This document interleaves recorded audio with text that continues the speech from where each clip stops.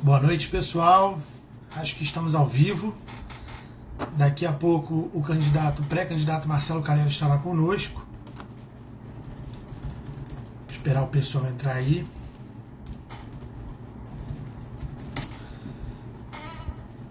Enquanto o pessoal não entra, eu vou falando um pouco sobre a iniciativa Rio Mais. A iniciativa Rio Mais é um laboratório de políticas públicas apartidários, sem fins lucrativos e focado no que realmente interessa, que a nossa concepção é melhorar a vida do cidadão carioca.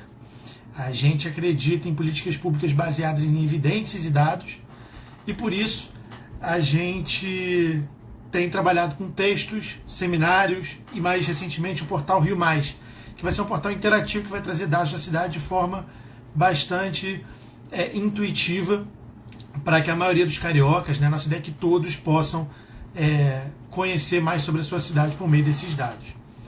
A gente também acredita que o debate sobre políticas públicas ele tem que chegar a todos.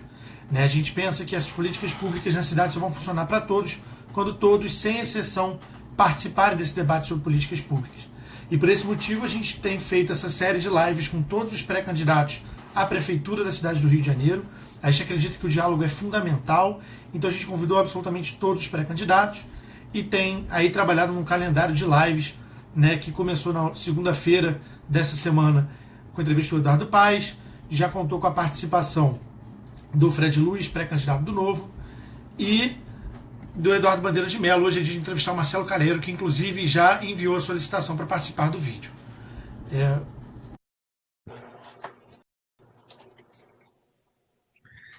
Já aceitei a participação do Calero, ele deve entrar nos próximos segundos. Boa noite, Marcelo, tudo bem? Boa Você me noite. ouve bem? Como é que você tá? Te ouço perfeito. Tudo jóia, Lucas?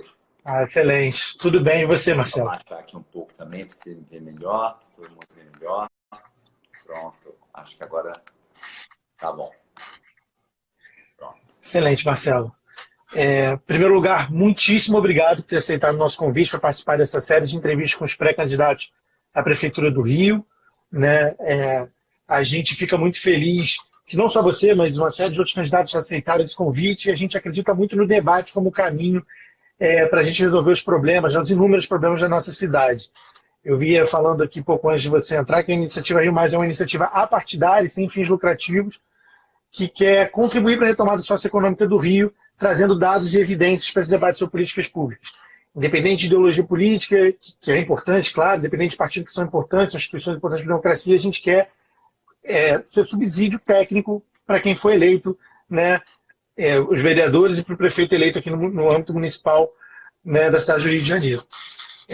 Eu vou, sem mais delongas, vou te apresentar brevemente aqui, você, por favor, me complemente se eu esquecer de algo. Vamos começar a nossa série, mais uma vez agradeço bastante. Hoje a Rio Mais conversa com o pré-candidato Marcelo Calero, do Cidadania.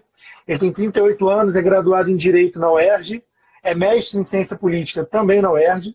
Na vida profissional foi advogado da Petrobras em 2006 e 2007, passou num concorrido concurso de diplomata em 2007, atuou na Embaixada do Brasil no México, e em 2003 participou da organização da JMJ, aqui, Jornada Mundial de Juventude, aqui no Rio, sendo convidado para presidir o Comitê de Comemoração dos 450 anos da cidade.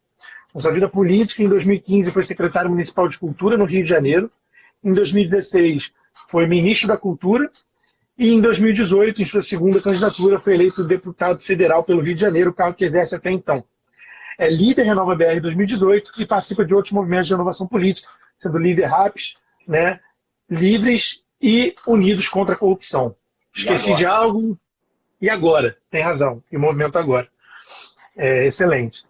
Eu vou passar agora a bola para você um pouco, para você também se apresentar, eventualmente qualquer coisa que eu tenha esquecido de falar. Mais uma vez, muito obrigado por ter vindo, Calero. Lucas, eu queria te agradecer, parabéns pela iniciativa, é sempre um prazer a gente poder falar sobre a nossa cidade, nesse momento aí em que a gente prepara, nesse contexto tão difícil de pandemia, né? E a gente tem que sempre lembrar das vítimas, de todas as famílias que estão sofrendo, seja por conta da perda ou da doença de entes queridos, seja por conta dos efeitos econômicos, né, desse momento tão devastador. Mas eu queria também falar que, ao mesmo tempo, a gente poder debater a cidade é uma ferramenta importante para que, mesmo esses percalços, esses desafios, todos esses obstáculos que nós estamos vivendo, possam ser no futuro melhor equacionados. Acho que, em grande parte, esses problemas que a gente vive são resultado também de uma má gestão, né? Então, a gente poder falar de política pública, poder falar de soluções para a cidade, é sempre uma oportunidade excelente. Te agradeço muito por isso. Queria mandar um abraço, estou vendo aqui algumas pessoas, amigas, se você me permite, Lucas, o Vinícius. Claro, totalmente à vontade. Já vi aqui o delegado Breno Carnevale, que é pré-candidato do meu partido a vereador. Já vi o Bruno também, que trabalha no nosso gabinete em Brasília. Enfim, uma série de amigos que nos acompanham aqui. Eu agradeço a todos eles a audiência também. Excelente, galera. Então, agora explicando brevemente para quem está nos assistindo como a gente estruturou essa entrevista, nessa live, a gente vai dividir essa live em 4 blocos, né? O primeiro bloco é a pergunta, são 3 perguntas que a gente está fazendo para todos os pré-candidatos a prefeito, né? O segundo bloco são perguntas especificamente pensadas para a trajetória do candidato Marcelo Calero. E temos um terceiro bloco com perguntas mais simples, enviadas pelo público, mais rápidas de serem respondidas. E a gente está, Marcelo, estipulando um tempo aí de 4 minutos para a resposta, uma questão de isonomia, mas você pode usar menos, ou até um pouquinho mais, não tem problema. A gente sabe que é difícil nesse contexto do ao vivo de conseguir equilibrar isso tudo. Você vai Se me permite... tá, Lucas? Pode deixar, com certeza. Tenho controle. Não, sem problema. Eu vou então partir para a primeira pergunta aqui, do nosso bloco de perguntas gerais. Marcelo, é comum a gente escutar no Brasil que todo governante, né, principalmente no executivo, ele enfrenta a escolha entre ter governabilidade e ter uma equipe técnica, né? Você acredita que exista essa escolha? E se sim, né, uma vez você eleito, como é que você pretende gerenciar isso no seu governo? Olha, Lucas, eu não vejo propriamente um dilema, eu vejo com muita naturalidade. Nós temos que, assim, às vezes a gente problematiza muito certos fatos da vida, né? E fatos que, na realidade, muitas vezes refletem algo positivo. Nós somos uma democracia vibrante, apesar de todos os pesares, apesar de todas as tentativas e narrativas que questionam a importância do Estado democrático de direito, da democracia, né? Todos os doidos que ficam pedindo a volta da ditadura, o AI-5, nós somos uma democracia vibrante, multipartidária. E, portanto, é claro que com um sistema eleitoral que precisa ser revisto, com um sistema representativo que precisa ser revisto, mas o que eu digo é o seguinte, essa realidade democrática faz com que nós tenhamos também uma representação partidária bastante múltipla, nos diversos níveis parlamentares, seja na Câmara, seja na Alerj, seja na Câmara Municipal, enfim. Isso é um fato.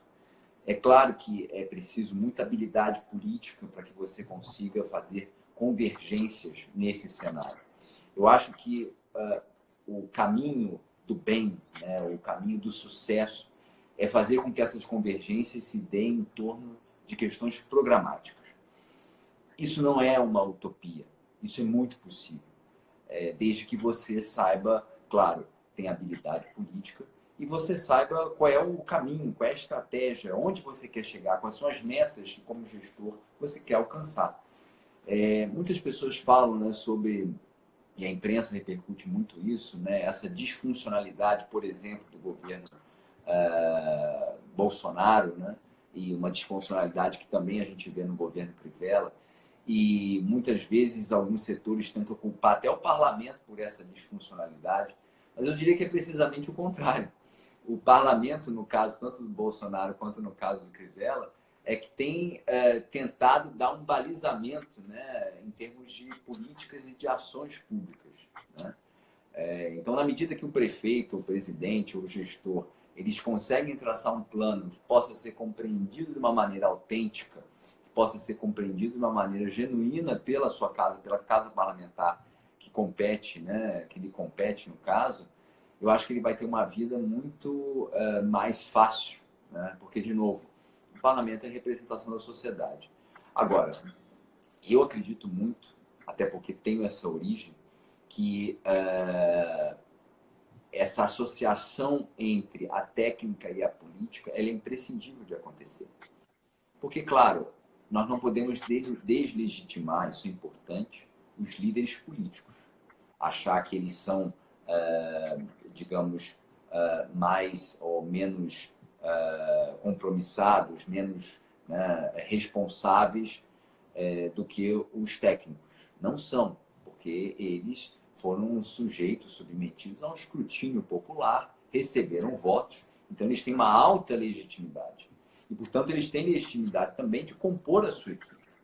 Agora, é importante que nessa composição a gente possa assegurar que o trabalho terá um balizamento técnico, porque ter um balizamento técnico e ter técnicos presentes nessa consecução de tarefas significa que o interesse público vai ser respeitado. Quando eu vivi aquele episódio que todos lembram lá do Gedel, que eu bati de frente com ele, eu estava, obviamente, num cargo político, embora tivesse uma origem técnica, porque sou servidor de carreira. Agora, eu me confiei nos meus servidores técnicos e dei para eles todo o respaldo, no caso, ali os servidores do IPHAN, porque nós tínhamos um figurão da República achando que podia passar por cima daquele órgão simplesmente porque ele era poderoso. Então, veja que aqui é um caso muito emblemático de um momento em que a política se rendeu em bom tempo à técnica, porque estava a serviço da preservação do interesse público. E esse, no final das contas, Lucas, tem que ser o grande objetivo de todo gestor, porque senão não faz sentido. Você ir para a gestão pública, com todas as dificuldades que isso significa, com até o nível de exposição que o gestor tem, para simplesmente privilegiar um determinado grupo que lhe seja próximo, eu realmente acredito que isso não faz o menor sentido. Então, eu acredito que que é possível fazer essa associação entre a política e a técnica em nome sempre da eficiência e do interesse público. Excelente. Eu vou prosseguir então para a nossa segunda pergunta. Marcelo, a gente sabe que historicamente no Brasil, né, algumas das políticas públicas não consideram as nossas diversidades raciais, de gênero, né, até a questão da população LGBTQ. Mas, para formular políticas públicas. E na nossa concepção aqui da Rio Mais, a gente acha que isso às vezes acaba atrapalhando com que essas políticas públicas alcancem a maior quantidade de pessoas possível, né? Como você enxerga essas desigualdades enquanto um pré-candidato à Prefeitura do Rio e você pretende abordar elas de alguma forma no seu governo? Olha, só me permite mandar um abraço para o Sócrates e para a nossa pré-candidata À vontade. da cidadania também. Lucas, é a Ana que está aqui conosco. Um abraço grande, um abraço para a Paula também que está conosco. Ô, Lucas, é impossível nós entendermos a realidade brasileira e formularmos qualquer tipo de política pública se nós não estivermos muito presente que a desigualdade é a grande origem dos males que a gente enfrenta enquanto sociedade. Infelizmente, no Brasil, a gente se acostumou com esse nível de desigualdade absurdo, virou paisagem, né? E é impossível de conceber uma política pública que possa ser efetiva, ou seja, que possa de fato melhorar a vida das pessoas, que possa trazer mais conforto, dignidade, que possa trazer expectativa de futuro, se nós não considerarmos esse elemento fundamental e basilar para a formulação dessa política. Então nós precisamos entender que a atuação pública precisa ser diretamente no sentido de mitigar essa desigualdade. E aí, claro, nós temos que ter isso muito presente na questão da territorialização dos investimentos públicos, ou seja, em que territórios, em que lugares eu vou privilegiar o investimento público. Eu tenho que tratar do investimento público, da política pública, sob a ótica de certos segmentos, né? Você falou da população LGBT, eu falo da população preta, eu falo da população da mulher, ou seja, esses segmentos que são subrepresentados e que são muito mais vulneráveis e, portanto, precisam de políticas públicas muitas vezes específicas, inclusive, e de um maior nível de investimento. E você precisa fazer ou assegurar que haja uma escuta desses segmentos e dessas populações na própria formulação da política. Se não vira uma política de cima para baixo, que muitas vezes não faz sentido quando você considera a realidade daquelas pessoas. Uma política pública ela só é efetiva quando ela é resultado de uma escuta eficiente da sociedade. Não pode ser uma escuta também de mentirinha, só para constar que houve um momento de escuta. Então, essa combinação de fatores, em algumas secretarias a gente consegue exercer isso de uma maneira bastante prática, né? A Secretaria de Educação, a Secretaria de Saúde. E eu falo aqui de projetos que nós desenvolvemos na Secretaria de Cultura também. Nós temos ainda hoje um mapa muito desigual nos equipamentos de cultura, por exemplo, na cidade. E desde a gestão de gestões anteriores à minha, na Secretaria de Cultura, a gente tenta modificar isso, fazer com que a gente possa ter mais equipamentos de cultura em outras regiões da cidade, que não na AP1 e na AP2, que é Centro, Zona Sul e Tijuca, basicamente. E mais do que isso, que a gente consiga empoderar manifestações culturais que acontecem em toda a cidade, que representam a diversidade cultural do Rio. E aqui eu me refiro ao programa, por exemplo, de ações locais, em que nós, foi um programa desenvolvido pela doutora Lia Baron, e em que nós descobríamos, né, identificávamos, melhor dizendo, várias manifestações culturais, e a partir dessa identificação, oferecíamos algum tipo de apoio por parte da prefeitura, porque isso é, inclusive, a base para a nossa própria centralidade cultural no cenário brasileiro, valorizar essa nossa diversidade. Então, aqui a nossa candidata também, pré-candidata, Antônia Leite Barbosa. Todos os pré-candidatos da cidadania estão aqui conosco, é muito bom, Lucas. Mas a Antônia Leite Barbosa falava aqui que da necessidade das políticas públicas baseadas em evidências, né? Infelizmente, isso que me parece uma coisa tão elementar, hoje no Brasil acabou se tornando algo questionado por certas autoridades, né? Eu não sei se a gente vai ter oportunidade de falar sobre isso, Lucas, mas vamos pensar que o ciclo de uma política pública, né? Você diagnostica um problema, você, a partir de evidências científicas, a partir de experiências pretéritas, a partir, inclusive, de legislação ou políticas comparadas, você busca outras realidades, outras experiências, você propõe, né, no segundo momento, você faz uma formulação, você, nesse meio tempo, você pode fazer uma escuta antes e depois da formulação, para você entender se aquilo realmente tem aderência na realidade das pessoas. Você implementa a política, você avalia a política. Esse é o ciclo completo. Infelizmente, no Brasil, a gente tem muita dificuldade de completar esse ciclo. Muitas vezes, o governante que vem, o gestor que vem depois de um determinado outro gestor, ele acaba querendo reinventar a roda, né? Começar tudo de novo, não aproveitar as experiências positivas, quer colocar sua marca, aí faz algumas coisas assim, né? Para simplesmente dar um novo nome, dar uma nova cara.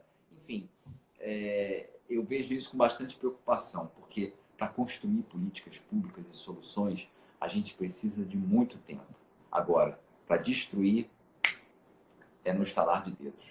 Então, basicamente, o que eu acho é que a gente tem que olhar com bastante atenção essas populações e a desigualdade. A desigualdade é um mal que precisa ser combatido por políticas públicas bastante focadas. Eu queria mandar um abraço também para o Breno Paquelê, que está aqui conosco, que é um grande amigo e, além de tudo, um grande palestrante também. Excelente. Perfeito, Marcelo. Eu aproveito, inclusive, o gancho para convidar o pessoal que está nos assistindo a seguir a iniciativa Rio Mais, porque essa fala final aí do pré-candidato Marcelo, ela foi excelente, ela dialoga muito com o trabalho que a Rio Mais desempenha. A gente acredita nas políticas públicas baseadas em evidência e a gente espera propor para os gestores públicos políticas públicas que respeitem todo esse ciclo, né, que o deputado esclareceu aí muito bem para quem nos acompanha na live. Eu vou prosseguir aqui para a nossa terceira pergunta, né, nossa terceira pergunta que está sendo feita a todos os candidatos. Um dos trechos da Rio Mais, que foi da Eduarda Larroque, né, ex-presidente do Instituto Pereira Passos, do IPP, e ex-secretária da Fazenda, ela diz o seguinte: a grande deficiência da Prefeitura do Rio de Janeiro é a falta de informação qualificada, dado o seu valor para o desenvolvimento sustentável de uma cidade. A gente sabe, Marcelo, que a Prefeitura tem um centro de altíssimo gabarito, um centro de excelência do Instituto Pereira Passos, né? Mas atualmente ele é presidido por alguém que nunca atuou na área de políticas públicas, né? Em todo esse contexto, a gente pergunta o seguinte: como você pensa em utilizar o IPP na sua gestão? Aliás, mais que isso, como você pretende, né, um pouco você já respondeu na resposta anterior, usar os dados e evidências para construir um Rio de Janeiro melhor para todos os cariocas? Ó, vou só, antes de responder, mandar um abraço aqui para o Marcelo Tchatchelos, que também é pré-candidato de cidadania a vereador. Mandar um abraço para a Janete Volaro, um abraço para o Rogério também, para o Rafa Pontes. Olha, eu vou dizer aqui uma coisa nessa tua live, ô Lucas. Os servidores do PP que se preparem, porque eles nunca terão tanto trabalho como na minha gestão à frente da prefeitura. Porque eu queria lembrar que, além de diplomado, enfim, e deputado federal, eu prezo muito a minha carreira acadêmica. Eu sou mestre em ciência política e sou doutorando em ciência política. Então, só para reforçar, não quero aqui, enfim, fazer uma autoexaltação, mas o que eu quero dizer é o seguinte: eu acredito muito na ciência, acredito muito na busca, né, por evidências realmente que possam basear as nossas decisões. É claro que sempre há margem de escolha, né, a margem de entendimento do gestor público, mas ele precisa estar cercado de elementos, né? E nós temos a vantagem de ter o IPP, onde há servidores gabaritadíssimos, dedicados a pensar em cidade. É o IBGE da cidade do Rio de Janeiro. Então, ali você consegue fazer diversos recortes, diversas modulações, diversas pesquisas, e a partir dela conseguir pensar melhor o território, a população e as políticas destinadas ao território e à população. Então, eu acho realmente escandaloso que o PP hoje esteja tão por baixo, né? Ou seja, esteja tão subutilizado, desvalorizado. Aqueles que não conhecem o PP, eu recomendo fortemente que façam uma visita ali na Gabi Coutinho, inclusive que eles têm uma livraria ali no primeiro andar, que é maravilhosa para os apaixonados pelo Rio de Janeiro. Ali tem um amplo material a respeito da cidade e toda a produção científica do Instituto Pereira Passos está ali concentrada. A partir dessa produção científica, a gente consegue elaborar políticas que são muito mais eficazes, muito mais eficientes. Lembrando sempre que o princípio da eficiência está inscrito na nossa Constituição. E por essa razão ele precisa ser respeitado. Vou mandar um abraço para o Guto Mancini, meu vizinho. À vontade. E meu amigo. À vontade. Excelente, deputado. Eu vou prosseguir agora então para as perguntas específicas, né, que a gente pensou, considerando sua trajetória, né? E, candidato, você possui uma atuação, né, muito focada nas questões culturais. Não à toa foi ministro da pauta, né, a nível federal e foi secretário municipal aqui de cultura no Rio também. Quando secretário, você inclusive implementou projetos interessantes para a cidade, né, como as bibliotecas da manhã e as areninhas, certo? Mas a gente sabe também que a conjuntura atual é diferente. A gente tem uma conjuntura fiscal delicada e a gente tem, sobretudo, agora uma pandemia que impede, né, que grandes eventos culturais da cidade, que trazem retorno desde o menor ambulante ao maior empresário, eles têm a sua realização plena comprometida, né, por causarem aglomeração. E aqui eu estou falando de Réveillon, Carnaval, futebol. E a gente, de fato, tem uma grande incerteza sobre a realização desses eventos no ano que vem, né, e até no final desse ano na cidade. O que eu quero te perguntar é o seguinte: diante desse cenário de incerteza, como formular uma política pública para a cultura que consiga aliar tanto a questão dessa crise sanitária, tanto a questão da crise fiscal e, ao mesmo tempo, contribuir para a retomada socioeconômica do Rio de Janeiro? Vamos começar falando de uma coisa meio óbvia, né, Lucas? A cultura é o que há de mais importante na cidade do Rio de Janeiro. É o que nos faz reconhecidos no mundo inteiro, é o que nos faz, aos trancos e barrancos, ainda a capital cultural do país, não? Ou a centralidade carioca no cenário nacional vem da cultura, né? E isso é importante porque nós somos referência. Uma cidade que é referência, ela se firma do ponto de vista, seja antropológico, seja econômico. Enfim, e como você falou, a cultura no Rio de Janeiro, eu sempre falo de um tripé: é o turismo, é a cultura, é a ciência e tecnologia, né? São três segmentos que tem muito a ver com essa era industrial pós-fordista que a gente vive, onde o conhecimento é muito mais importante do que aquela fábrica de chaminé que a gente via no passado. Então, a lógica hoje é que os espaços onde se produz conhecimento são espaços, e aí a gente pensa conhecimento lato sensu, né? Seja o conhecimento científico, seja o conhecimento que vem, digamos, das tradições que se materializam em manifestações culturais. As cidades, os espaços, os lugares que produzem conhecimento são lugares que estão alinhados à produção moderna, que estão alinhados à modernidade e que, portanto, têm muito mais chance de se firmar do ponto de vista, como eu falava, econômico. Então, tudo isso para dizer o seguinte: vamos parar de achar que a cultura é inimiga, porque está se consolidando uma narrativa, né, política de que a cultura é vista como inimiga. A cultura é o que há de mais importante para o Rio e para o Brasil. Então, é lastimoso, a gente tem que lastimar que um gestor público, seja o prefeito, seja o presidente da República, tenha essa visão totalmente distorcida. Porque, de novo, um povo sem memória, sem identidade, sem reverência à sua ancestralidade, é um povo sem alma. Um povo sem alma é fadado ao fracasso. E, ao mesmo tempo, a cadeia econômica da cultura ela é capaz de criar muitos empregos, muita renda. Então, isso precisa ser considerado, em especial no Rio. Porque vai desde o técnico de som e luz, passando pelo ator, pelo artista que está no palco, e indo até o pipoqueiro, ao taxista, ao restaurante que fica mais cheio por conta da cultura. Tudo isso para dizer que a cultura é um setor estratégico. E nós precisamos retomar as políticas que foram interrompidas. É claro que nós teremos o ano de 2021, muito difícil do ponto de vista fiscal. A cidade do Rio está caminhando para um rombo de mais de 4 bilhões de reais. O que significa que em 2021 a gente vai ter condições apenas de fazer manutenções, ou seja, de nós cuidarmos daquilo que já existe. Mas mesmo para isso, nós precisamos ter atenção de priorizar investimentos. A política é uma escolha, uma tarefa muito difícil, porque é uma tarefa de escolhas permanentes. E aí a gente retoma a minha primeira resposta, Lucas. Nós precisamos pensar naquilo em que vai trazer, na priorização que vai trazer maiores e melhores resultados para a população de uma forma geral.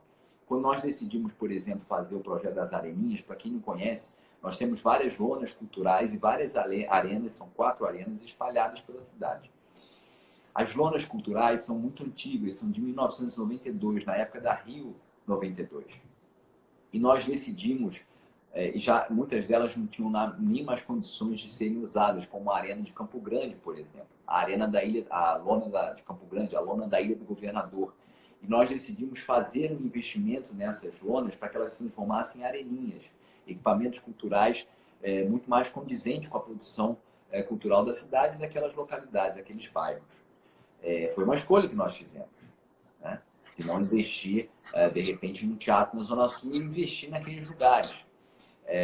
E é claro que o orçamento da Secretaria de Cultura, na época, era um orçamento importante, mas nós não fizemos milagre, nós não criamos dinheiro.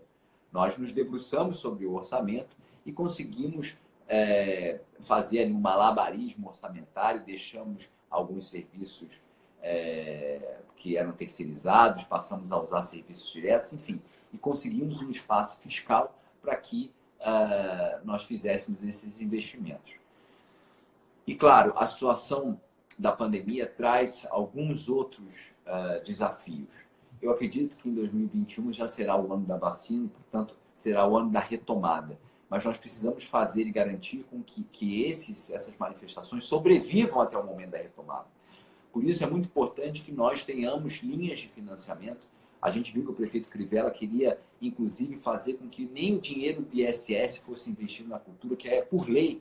Em boa hora, o nosso vereador de Cidadania, Rafael Aloysio Freitas, apresentou um PDL, um projeto de decreto legislativo, que teve a aprovação de vários partidos, né, o empenho de vários vereadores, e que foi aprovado.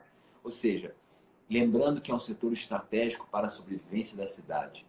Hoje tem um artigo, inclusive, da querida Flávia Oliveira no Globo, que fala exatamente isso. As cidades também morrem. E se você deixa que as cidades morram, por exemplo, descuidando das suas manifestações, das suas tradições, dos seus lugares de afeto, você passa a não ter do que cuidar no futuro. Então, precisamos sim de políticas para que esses empreendimentos culturais possam sobreviver. A Lei Aldir Blanc é um exemplo disso. Foi uma lei que foi apresentada pela governadora Benedita da Silva, relatada pelo deputado Jandira Fegali, contou com o apoio da cidadania, meu apoio em especial. Ela é um exemplo de uma política que pode levar essa sobrevivência até o momento da retomada. Eu espero realmente que aqui no Rio ela seja implementada com o tempo pela prefeitura, porque caberá aos governos locais fazer essa implementação. E aí eu queria também aproveitar para dar um abraço aqui no Dr. Gustavo Creton, também nosso pré-candidato a vereador aqui pela Cidadania do Rio. Mandar um abraço grande para Marília Bulhões também, embaixatriz Marília Bulhões, minha grande amiga, cujo marido foi meu chefe, Dr. Breno, embaixador Breno, lá em Brasília, um grande amigo também.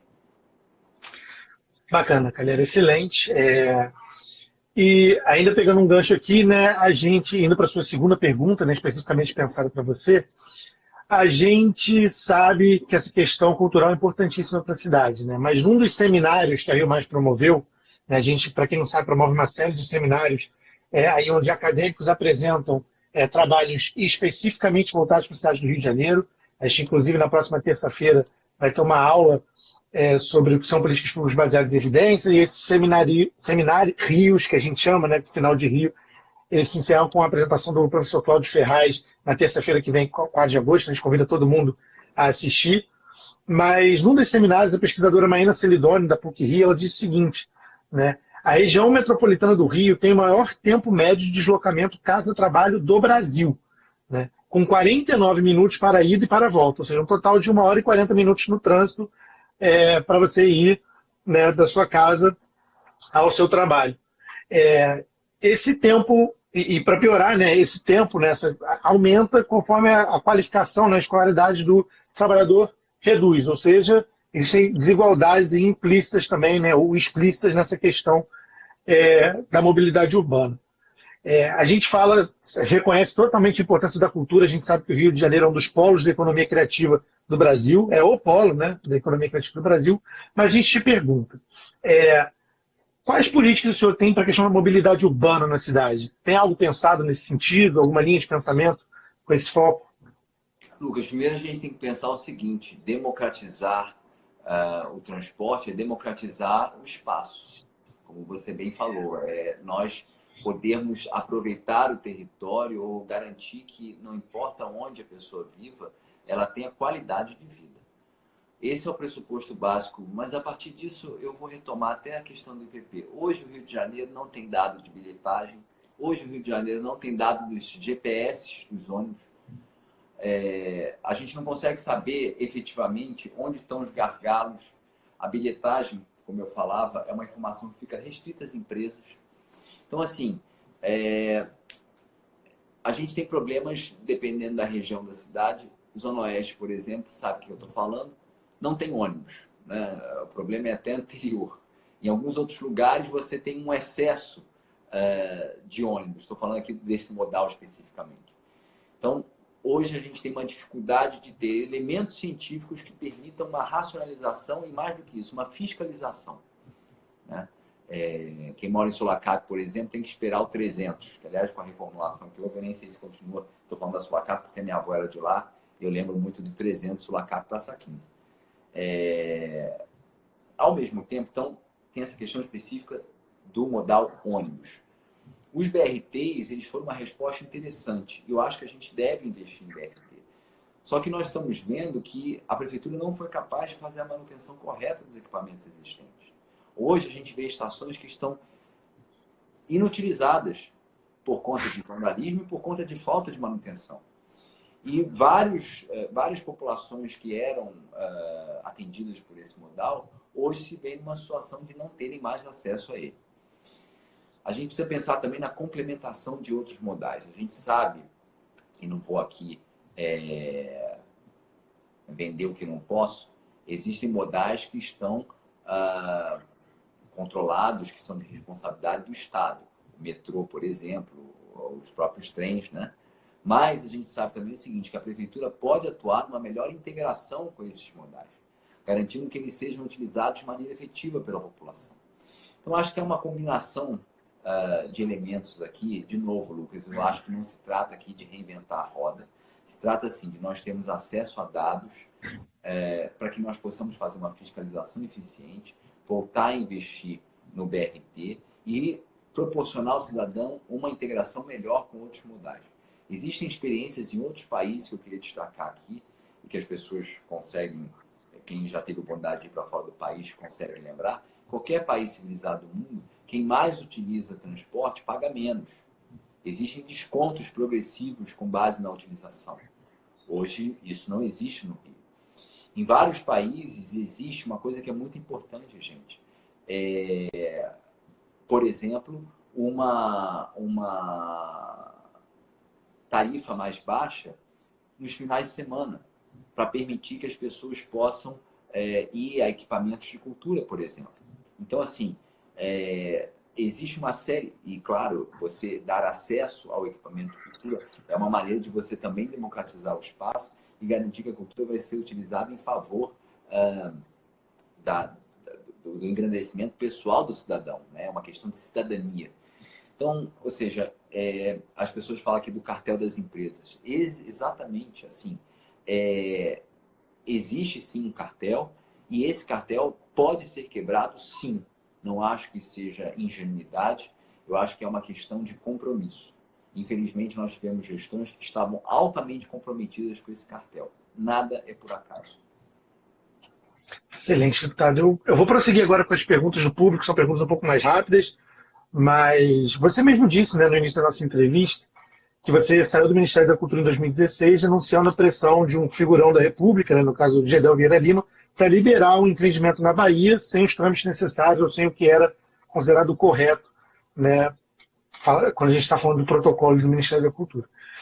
Tempos depois, o Gedel foi preso e você se tornou, para os seus apoiadores, principalmente para os seus eleitores, né, mas, enfim, de certa maneira, para a população como um todo, um dos símbolos do combate à corrupção, né? Você já foi secretária do Rio, então você sabe bem como é que funcionam as instâncias políticas municipais por aqui, e a pergunta é bem simples, né, ou talvez bem complicada. Como a gente pode pensar, né, a pergunta do Rafael, você possui alguma ideia para o combate à corrupção no Rio, enquanto candidato a prefeito, ou algum tipo de mecanismo que possa... Ô Lucas, olha só, a gente tem no Rio um órgão que é muito importante, foi criado na época do prefeito César Maia, no seu primeiro mandato, no início da década de 90, que chama CGM, Controladoria Geral do Município. Veja que a Controladora Geral do Município, o nome me falha agora, Márcia, salvo engano, mas não é a Márcia, é a outra Márcia. Mas pode ser que eu esteja enganado que o nome dela não seja esse. Mas o fato é que ela acabou de ser exonerada simplesmente porque ela fez o seu trabalho. E aí eu vou insistir em uma coisa que eu já falei aqui, Lucas. Não se trata de reinventar a roda. Se trata de utilizar os instrumentos que já estão postos. A CGM existe desde a década de 90, conta com servidores altamente gabaritados, comprometidos, responsáveis, que estão subutilizados e que estão passando, inclusive, por intimidações por mostrarem a realidade da prefeitura. Eu acho que a gente pode sim investir num programa de governança muito mais forte com a CGM. A CGM está ávida para que a gente implemente isso. Eu cito aqui um exemplo que pode parecer um exemplo meio escalafobético, meio distante da gente, mas não é não. O Obama, na presidência da República, ele implementou uma política muito interessante, que era a seguinte: para o sujeito assumir um cargo público, ele tinha que responder um questionário gigante, de mais de 100 perguntas, justificando diversos momentos da sua vida. Isso tudo para garantir que não houvesse desvio de finalidade e nem conflito de interesse. É o tipo da política que a gente consegue implementar, veja, sem dinheiro nenhum, apenas tendo vontade política e nos valendo de um organismo tão competente que já existe, como é o caso da CGM. Então, acho que existe esse espaço para nós implementarmos um programa de governança, ou como gostam de um nome mais sofisticado, compliance, mas nos valendo dos órgãos e dos mecanismos e da legislação que já existe. Excelente, deputado. Agora a pergunta da Maria. Ela diz o seguinte: a gente sabe, né, que você foi diplomata e coordenadora adjunta de Relações Internacionais na Prefeitura, né? E nos últimos anos, né, acho que até historicamente, os olhos do mundo todo se voltaram para o Rio de Janeiro, mas em especial com a realização do Pan-Americano, das Olimpíadas, da Copa do Mundo, isso se intensificou. E a gente ainda é, né, como você bem disse, a grande representação do Brasil para o exterior para muita gente, né? E a pergunta é simples, ela diz basicamente como trazer essa sua experiência, né, como internacionalista, em certa medida, para atrair parcerias para o Rio de Janeiro. Lucas, olha só, o mundo é ávido, especialmente o mundo, né, o dito mundo desenvolvido, é ávido por fazer parcerias que possam, digamos, melhorar a reputação deles. Isso vale tanto para os governos quanto para as empresas. Isso é o que a gente chama, talvez de uma maneira também sofisticada, de responsabilidade social, né? Tem se falado muito nisso hoje. Só que esses programas e esses projetos, Lucas, eles só vêm para o Rio quando você tem um gestor que passe credibilidade. Ou seja, que tenha um plano, que tenha uma meta, que tenha projeto de cidade. Eu quero dizer o seguinte, a gente já vai ter um ganho enorme tendo um prefeito que consiga ter essa visão. Uma visão estratégica sobre a cidade e, portanto, que consiga apresentar a parceiros internacionais possibilidades de entendimentos que sejam concretas, né? Nós estamos falando aqui, por exemplo, tem uma área que eu gosto muito, que vocês vão entender quando eu falar, é a área chamada área de GovTech, ou seja, utilização da tecnologia nas instâncias governamentais. Pode parecer bobagem, gente, mas a utilização disso, de tecnologia, faz com que a gente economize tempo, dinheiro, que a gente torne mais eficiente a gestão pública, que a gente tenha parâmetros de avaliação das políticas públicas, enfim. Há uma série de vantagens quando você coloca a tecnologia dentro de um governo. Eu vejo a área de GovTech como uma das áreas mais promissoras para parcerias internacionais. Agora, para isso, nós precisamos de uma gestão municipal que realmente saiba onde quer chegar, e que seja eficiente. Excelente, deputado. Agora, para fechar a nossa última pergunta, né, pegar um tema que foi bastante recorrente aí na semana, você foi titulado Comissão Especial do Fundeb, para quem não sabe, é o Fundo de Manutenção e Desenvolvimento da Educação Básica e de Valorização dos Profissionais de Educação. É algo absolutamente fundamental, né, parte dos recursos fundamentais, né, para custear a educação básica, não só no Rio de Janeiro, mas em inúmeros municípios do país. E você teve atuação relevante, né, na aprovação da pauta, né, que foi a PEC 15 de 2015, que tornou o Fundeb definitivo. A importância do Fundeb é muito clara para o Rio de Janeiro, como eu já disse, que tem a maior rede de educação básica do país. E aí o Juan Carlos pergunta o seguinte: para você, quais são os grandes desafios da educação básica no Rio de Janeiro? O senhor tem alguma proposta nesse sentido? Primeiro desafio é fazer com que as nossas escolas tenham infraestrutura digna. É o primeiro desafio. É reclamação dos pais, dos professores. Só que a gente vê o TCM fez um estudo em que 60% das escolas têm algum problema sério de infraestrutura. Nós estamos falando de uma das cidades mais ricas do Brasil. É possível que isso exista? É claro que houve um movimento importante no governo Eduardo Paes de construção de novas escolas, de ampliação da rede, especialmente em áreas de vulnerabilidade, como é o caso da Maré, todo mundo passa na linha vermelha, vê lá para a escola. E as escolas que já existem. Eu tenho certeza que todos aqueles que estão nos assistindo aqui já devem ter passado por alguma escola municipal que a luz ou que a vista já tem problemas de infraestrutura. Então a gente tem, sem infraestrutura, e a gente está falando já, a educação privada já está caminhando para a utilização de tecnologia na sala de aula. Tem escola no Rio de Janeiro que não consegue ter banheiro para ser utilizado pelos alunos. Então, assim, eu acho que a gente tem que começar do começo. Não adianta a gente pensar no telhado antes de ter o chão construído. Então, eu proponho um amplo programa de reforma estrutural das escolas. Isso aliado, claro, à valorização do magistério, mas, sobretudo, à visualização de um currículo que seja bastante focado na realidade dos estudantes cariocas. A educação integral, isso é essencial. Ou seja, se nós não tivermos educação integral, nós sempre vamos patinar nos índices de avaliação, como o IDEB, por exemplo. Educação integral no Brasil, infelizmente, é um luxo, mas no mundo inteiro ela é básica, porque não se pode pensar em educar com aluno menos de 7 horas dentro da escola, gente. E no Brasil acaba sendo algo excepcional. Então, acho que a universalização do tempo integral seria uma meta para esses 4 anos de mandato. Isso, sem falar também na maior integração com a cultura. Você sabe, Lucas, que a Fundação Sesc Gran Rio fez uma pesquisa por meio da qual conseguiu ver com bastante clareza que alunos que têm acesso à produção ou a bens culturais, eles conseguem ter um desempenho acadêmico muito melhor. Cria-se o que a gente chama de ambiência cultural. Você consegue despertar sensorialmente o aluno, fazer com que ele se sinta mais parte da comunidade. Então, investir em cultura para os alunos da rede também é algo essencial que a gente vai perseguir. Excelente, deputado. A gente encerra agora, né, são as nossas últimas perguntas, a nossa parte é isso.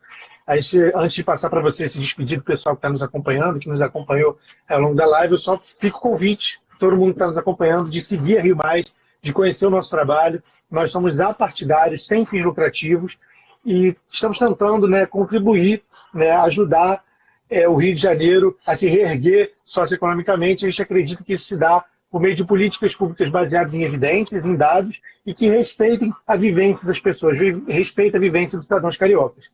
A gente então convida todo mundo a nos acompanhar e agradece mais uma vez muito a presença do deputado Marcelo Calero. A gente sabe que foi uma semana bastante agitada na Câmara, e a gente agradece a sua presença aqui hoje e passa a bola para você se despedir do pessoal aí. E mais uma vez, muito obrigado a todo mundo que nos assistiu e ao Marcelo.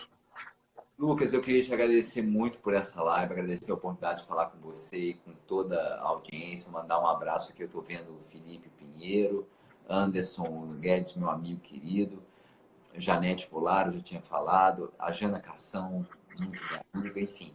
Queria também pré-candidata do Cidadania à vereança aqui no Rio. Queria agradecer a todos e dizer o seguinte, gente. Quando vocês desanimarem em relação à cidade, a gente não pode desistir do Rio de Janeiro. Vocês peguem um samba chamado Saudade da Guanabara, do grande Moacir Luz, ouçam esse samba e tentem lembrar do tanto que representa esse rio que a gente ama, esse verdadeiro patrimônio mundial. Sucesso para a gente, muita saúde, que Deus nos abençoe e que o Rio volte a ser o Rio que a gente conhece. Muito obrigado. Vou encerrar aqui então, deputado. Mais uma vez, a gente agradece. Até mais, gente.